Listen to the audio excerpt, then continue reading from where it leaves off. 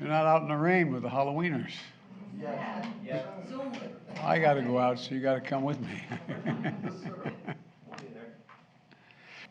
I think they have a responsibility to act in the interest of their consumers, their community, and their country.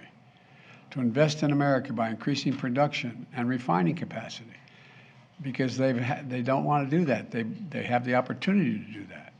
Lowering prices for consumers at the pump. You know, if they don't, they're going to pay a higher tax on their excess profits and face other restrictions. My team will work with Congress to look at these options that are available to us and others. It's time for these companies to stop war profiteering, meet their responsibilities to this country, and give the American people a break and still do very well. The American people are going to judge who's standing with them and who is only looking out for their own bottom line. I know where I stand, and I want to let you, I'm going to hear more from me about this when the Congress gets back. Gas prices soaring literally around the world, not just here, but around the world. And because of the action we've taken since then, gas prices have actually come down going into the Strategic Petroleum Reserve here at home in America. They're down more than $1.20 since their peak this summer, and they've been falling for the best part of the last 3 weeks. Today, the average price for a gallon of gas is $3.76. That's adding up to real savings for American families, the difference between those prices. And this difference makes a difference. In a difficult time, Americans across the country have stepped up to do the right thing. But not everyone stepped up. The oil industry has not. It has not met its commitment to invest in America and support the American people.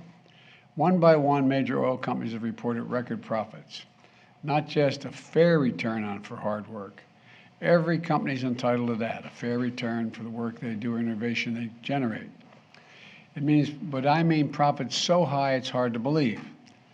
Now, the second quarter, the profits were really high, but the third quarter, last week, Shell announced that it made $9.5 billion in profits for the third quarter. $9.5 billion.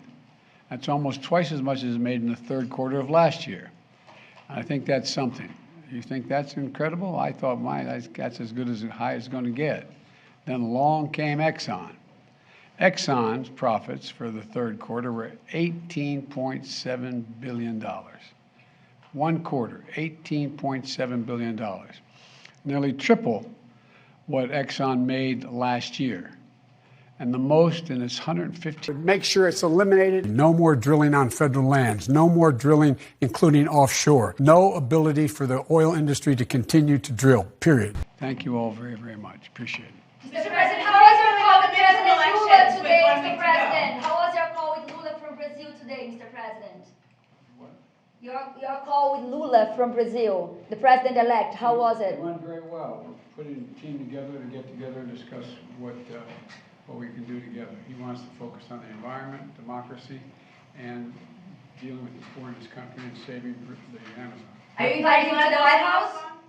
Thanks. I'd like to follow up on something you were asked Monday about presidential press conferences. It's been since January since the president has held a press conference here at the White House.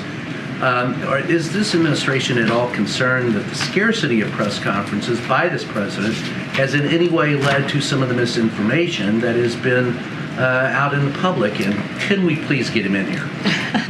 I mean, look, I understand the question. You guys have to ask the question about press conferences, duly noted. And so we, again, appreciate the question. But he certainly takes questions from all of you, and he does it often. I understand of having a more, more. Well, I mean, look.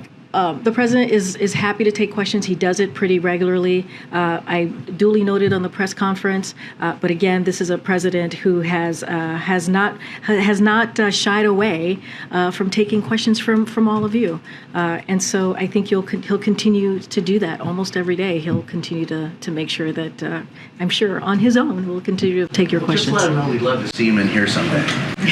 Okay, but again, I'm not going to get ahead of him of where we are with the process. But again, the president takes questions from all of you almost every day.